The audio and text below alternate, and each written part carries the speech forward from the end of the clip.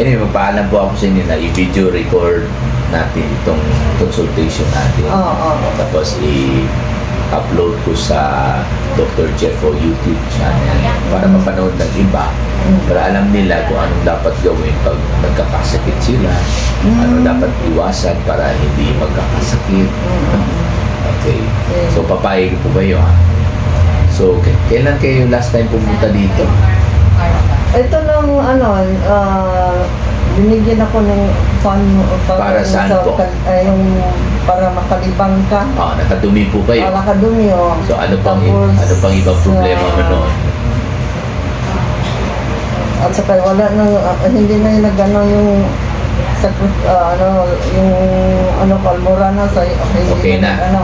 So, ano pang problema natin ngayon? Ngayon, ang Kamay? kamay ko is Pwede allergy po. Allergy Allergy lang po yan. sa sabon. Sa sabon? Sa sabon. Bakit? Bago po bang yung sabon ninyo? Hindi, no?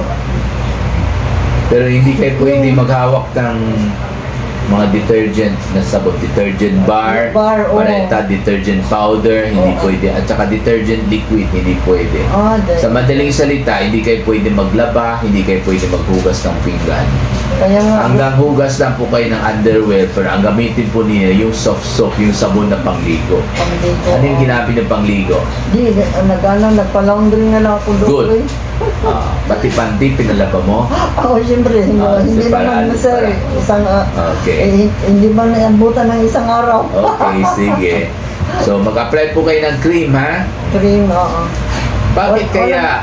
Ilan araw na po yan? Ay, matagal na ito, Doc. So, on and off. Tapos yung may ointment akong Ano nilagay. yung apply ninyo dyan? Nakalimutan ko yung pangalan, Doc, eh. Hindi Fungisol? Murang, ano yan? Fungisol. Hindi Katsalis? Parang yun ang kwan. Ano po? Fundisol. Fungisol, Wag po, kasi unang-unang Fungisol para sa fungus po yan. Para sa ringworm. Eh, hindi naman fungus yan eh. Ano yan? Allergy yan eh. Allergy nga eh. At saka ang laman ng Fungisol po ay salicylic acid. Kaya matapang yan. Kasi kaya mawala siya pero balik masusunog kasi yan eh. Dahil ang salicylic acid matapang yan eh. Ganun ba? So, ganyan ang Fungisol sa pagpaalis ng fungi sa balat.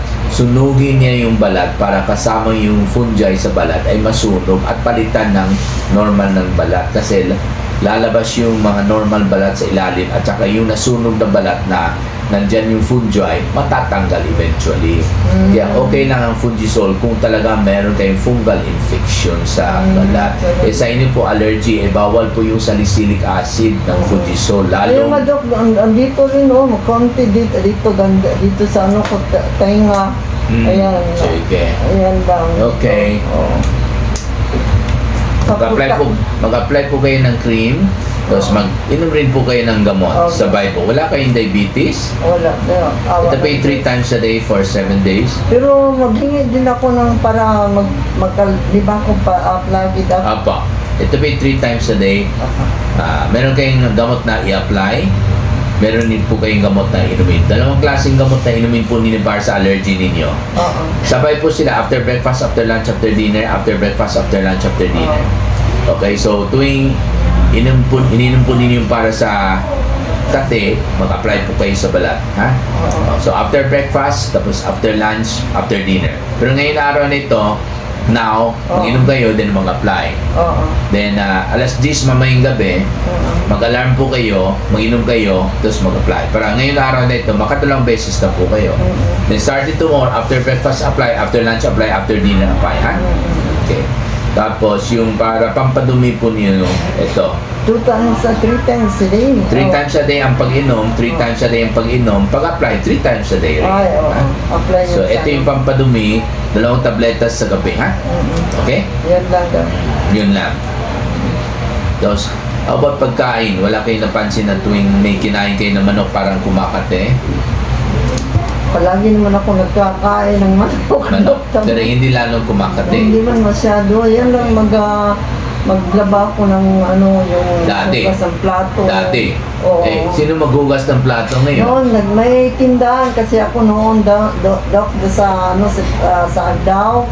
Marami naman akong makatulong, mayroong nanghuhugas, mayroong Ngayon po, sino maghugas ng pinggan ninyo? Eh, bawal Ngayon kasi. sa bahay, sa ako. Bawal po yan kasi detergent bara ang ginamit ko, detergent ganun liquid, ba? detergent powder, di ba? Oo. Eh, bawal po yan. Bawal.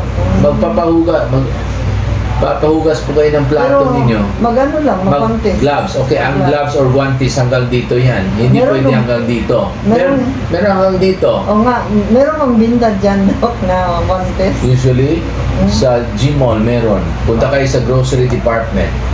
Oh, meron silang gloves hanggang dito. Oo. Sa Manipis yan, Gmall. manipis. Hindi po, ano yan parang rubber siya. Parang rubber. Yes, Ay, oo. matibay. Matibay. Basta hanggang dito ha.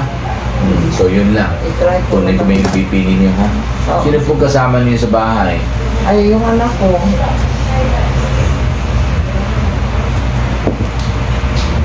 Okay lang, merong Okay lang po, walang problema po yan. So far, hindi naman kumakati ang katawan ninyo. Minsan dito lang ang mukha ko. Pero Okay. ngayon, bago lang. Hindi man lang. Okay naman blood pressure ninyo, Hindi, 120/80. Kasi I think, pag sa kamay lamang yung allergy, oo. hindi yan dahil sa pagkain.